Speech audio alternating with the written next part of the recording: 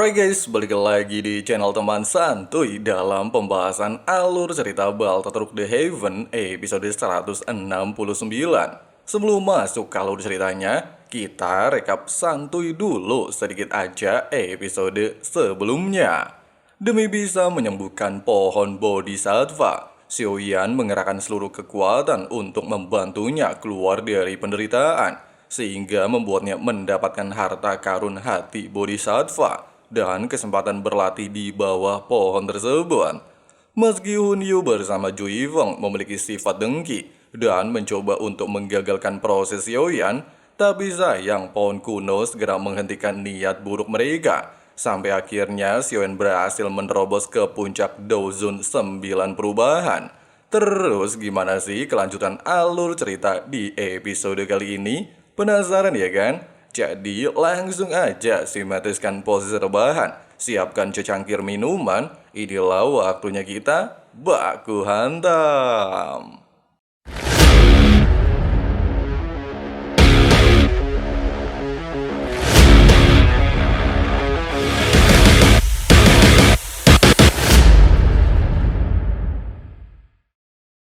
Di saat Nalan si beban bersama anggota sekte bunga menata fluktuasi pohon kuno, rombongan Xiao Sun-ar, klan Hun dan juga klan sekte Ponik Surgawi akhirnya keluar dari area tersebut. Sementara Xiaoyan justru masih memandangi pohon kuno yang saat ini terkubur ke dalam tanah, serta mengucapkan terima kasih atas bantuannya.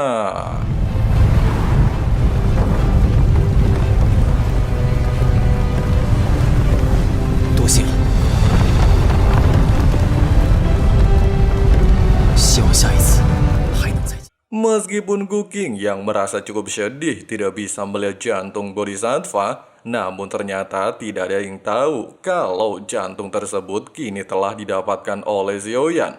Terlebih lagi jika dia bisa menyempurnakan jantung Bodhisattva sepenuhnya, Xiaoyan memiliki tingkat kepercayaan diri yang cukup tinggi bisa menerobos ranah doseng. Tidak ingin berlarut-larut dalam situasi kali ini, serta dia juga harus segera kembali ke kota, Xiaoyan lantas meminta seluruh rekan-rekannya untuk beristirahat sejenak sebelum melanjutkan perjalanan. Tapi...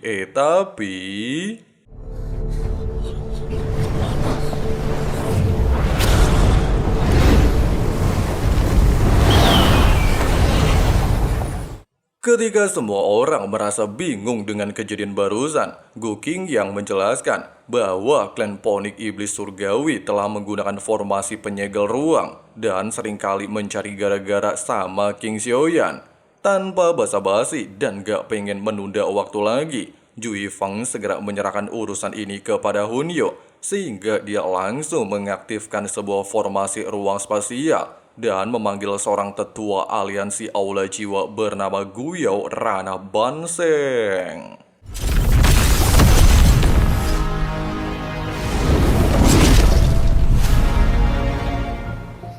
Melihat kehadiran tetua Guyou, Hunyu mengatakan jika dia mengalami konflik internal sama tuan muda keluarga Xiao, bahkan merebut semua benih Bodhisattva dan mendapatkan pencerahan di bawah pohon kuno mencapai ranah Dozun 9 perubahan. Oleh sebab itu, Hunyu meminta sang tetua segera mengambil tindakan.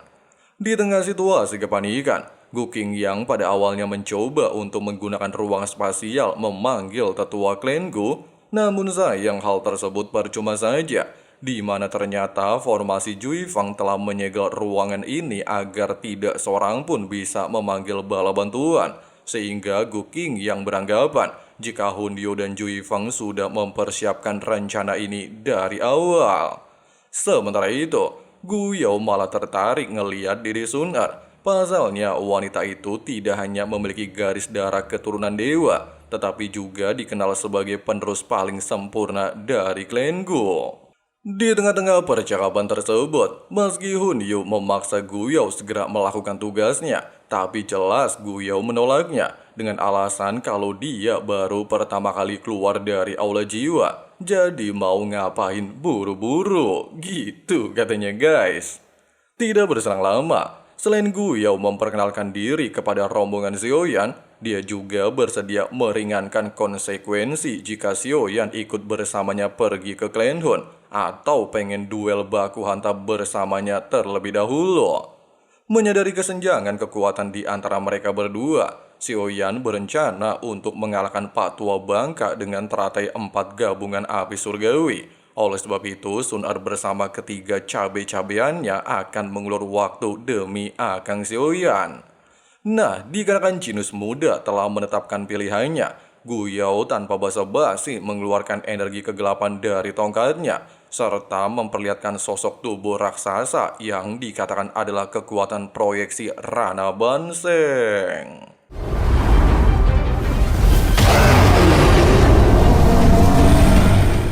Ngeliat rombongan si bebeduk alias Hunyu mengambil tindakan untuk menggagalkan proses penggabungan teratai 4 api surgawi, Gu Qingyang bersama pasukan Sekte Bunga segera menghentikan aksi tersebut. Sementara dua calon bini tuan muda keluarga Xiao dan Isian bergegas menyerang tetua Gu Yao dari segala arah. Meski Gu Yao mengakui api surgawi Kaisar Emas Sun Er luar biasa edon, tetapi kekuatan Sun Er belumlah mencapai tahap maksimal, sehingga Pak Tua Bangka melepaskan tangan raksasa untuk membunuhnya. Namun di momen ini, si Yui Xian segera memberikan bantuan. Dia lantas menggunakan bola racun memblokir serangan tetua Gu Yao.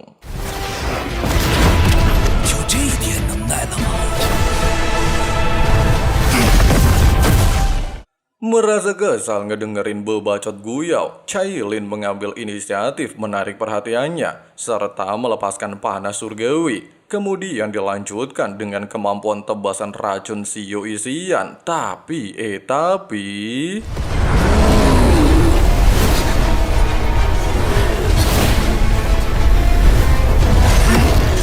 Tepat ketika tubuh proyeksi Gu Yao ngamuk gak karuan, Sun Er telah menggunakan formasi langit Kaisar Emas. Hal ini dia lakukan untuk mengulur waktu selama mungkin dalam pertarungan. Bahkan formasi langit Kaisar Emas berhasil mengurung Pak Tua Bangka Clan Hun.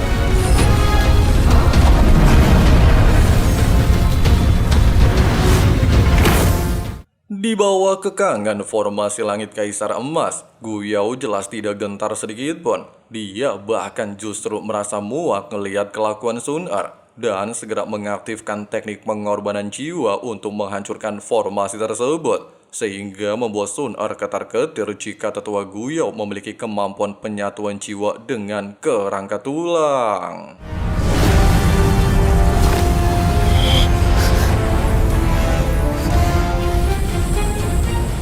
Pasca ledakan luar biasa edun barusan, di saat Gu Yao kembali menanyakan apalagi yang bisa dilakukan Tuan Putri Clan Gu, Sun Er menegaskan, selain gak pengen duel sama Pak Tua Bangka untuk menentukan pemenang, tugasnya kini telah usai, di mana Xiaoyan berhasil menyelesaikan teratai 4 api surgawi.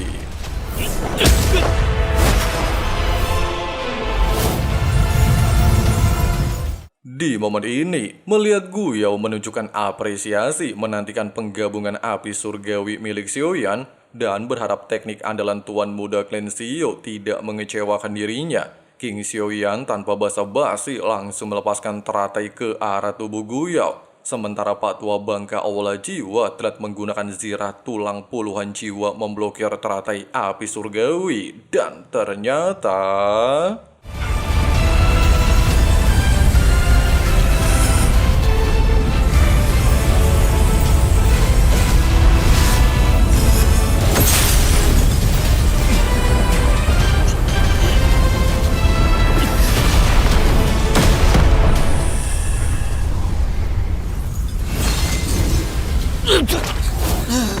Menyaksikan kejadian ini, serta proyeksi tubuh Gu Yao masih berdiri kokoh pasca menerima teknik andalan Xiaoyan, Hun Yu dengan percaya diri meminta Xiaoyan untuk mengeluarkan kemampuan lain.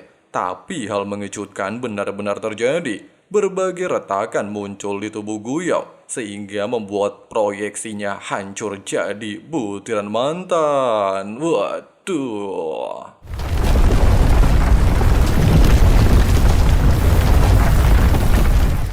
Meski luka yang dialami Guyou cukup serius, tetapi dia jelas tidak menyerah begitu saja. Pak Tua Bangka justru mencoba untuk menangkap Xiaoyan secara paksa membawanya ke aula jiwa. Namun untungnya Abah Yao Chen tiba di waktu yang tepat. Yao Chen menjelaskan tujuannya datang karena mencemaskan Xiaoyan. Terlebih lagi dia sudah lama berada di wilayah kuno. Oleh sebab itu, Yao Chen menegaskan kepada Guyou, jika berani macam-macam dengan muridnya, maka dia harus melangkahi mayatnya terlebih dahulu. Meski Guyou terpancing emosi, serta berniat memanggil seorang tetua Klan Hun untuk menghadapinya secara langsung, tapi jelas Sun Er segera mengambil keputusan. Dia lantas memecahkan batu selip giok untuk memanggil tetua Tong Xuan.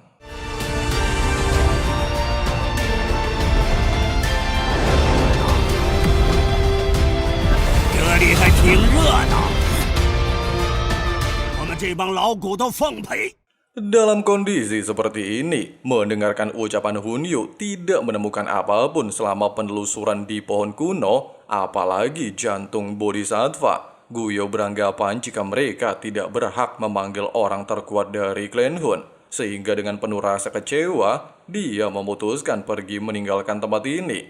Tapi sebelum itu Guyou berpesan kepada Yao Chen, kalau pavilion bintang jatuh akan musnah di tangan Klan Hun. Singkat cerita, ketika Tong Xuan memberikan salam hormat kepada Yao Chen karena memiliki reputasi cukup besar di wilayah dataran tengah, Abah Yao Chen justru mengalihkan pandangan ke arah Sun Er. Pasalnya mereka berdua sudah lama tidak bertemu. Mendengarkan hal tersebut, jelas membuat Sun Er tersipu malu tentang kisah masa lalu terhadap Yao Chen, sehingga dia meminta maaf atas kejadian beberapa tahun yang lalu. Di tengah-tengah percakapan tersebut, meski Xiaoyan mengucapkan terima kasih atas bantuan Tong Xuan mengusir antek-antek aula jiwa, tapi si kakek tidak memperdulikannya. Dia beralasan kalau bantuan itu hanyalah hal sepele. Tong Xuan justru merasa kagum dengan bakat Xiaoyan. Dia berhasil melukai seorang banseng dalam satu kali serangan, sehingga Guyou membutuhkan waktu untuk memulihkan kekuatan sepenuhnya. Tidak sampai di sini, Tong Xuan juga bersedia mengintai pergerakan Klan Hun. Jika di masa depan mereka berulah, dia akan secepat mungkin memberikan informasi kepada pavilion bintang jatuh. Singkatnya, dikarenakan Tong Xuan mengkhawatirkan Sun Er yang saat ini menjadi target Klan Hun, dia lantas memintanya untuk segera kembali bersamanya ke Klan Gon. Sebelum benar-benar pergi meninggalkan tempat ini, Sun Er berpesan kepada Abang Xiaoyan, Klan Hun memiliki sifat pendendam. Bahkan tidak mendapatkan apapun dalam penelusuran kali ini, mereka pastilah akan menuntut balas dendam. Oleh sebab itu, Sun Er memintanya untuk selalu waspada terhadap pergerakan mereka. Terlebih lagi untuk sementara waktu dia tidak bisa di samping Xiaoyan. Waduh. Wadidaw, seperti itulah pembahasan alur cerita Donghua series Baldur's the Heaven episode 169 ya guys ya. Gimana pendapat kalian? Coba tulis di kolom komentar ya guys ya.